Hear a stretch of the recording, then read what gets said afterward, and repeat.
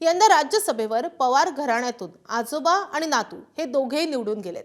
शरद पवार हे महाविकास आघाडीकडून तर अजित पवारांचे सुपुत्र पार्थ पवार हे महायुतीकडून राज्यसभेवर निवडून गेलेत। यात आणखी एक महत्त्वाची बाब म्हणजे पवार कुटुंबात आजोबांपेक्षाही नातू श्रीमंत आहेत। शरद पवारांपेक्षा पार्थ पवारांची मालमत्ता जास्त आहे। राज्यसभेसाठीच्या दाखल केलेल्या प्रतिज्ञापत्रातून ही माहिती समोर आली आहे। शरद पवार प्रतिभा पवारांकडे 60 कोटींची जवळपास मालमत्ता आहे, तर पार्थ पवारांकडे 88 कोटी 33 लाखांची मालमत्ता आहे। त्यामुळे नातवाकडे आजोबांपेक्षा 27 कोटी 61 लाखांची जास्तीची मालमत्ता असल्याचं समोर आलंय।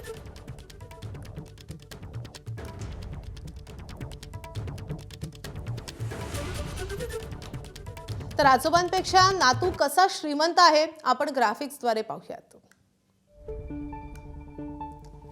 तर जंगम मालमत्तेचा विचार केला तर शरद पवारांकडे 44 कोटी 72 लाखांची जंगम मालमत्ता आहे, तर पार्थ पवारांकडे 11 कोटी 35 लाखांची जंगम मालमत्ता आहे। मुदत ठेवींचा विचार करायचा झाल्यास 11 कोटीच्या मुदत ठेवी या पवारांच्या आहेत, तर साधारण 3 कोटीच्या मुदत ठेवी या पार्थ पवारांच्या आहेत। रोख रकमेच्या बाबतीत पवारांकडे 1.25 लाख रुपये ही रोख रक्कम आहे, तर पार्थ पवारांकडे जवळपास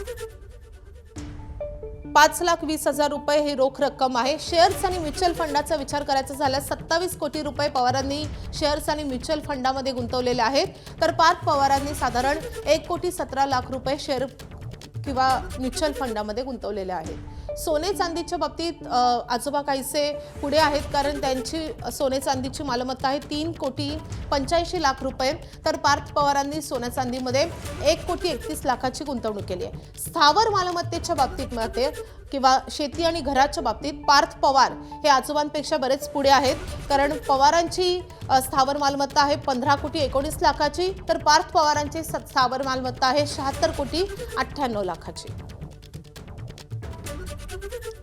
आणि दायित्व आहे पवारांचं 49,84,000 आणि पार्थ पवारांकडे आहे 92,48,000 रुपये।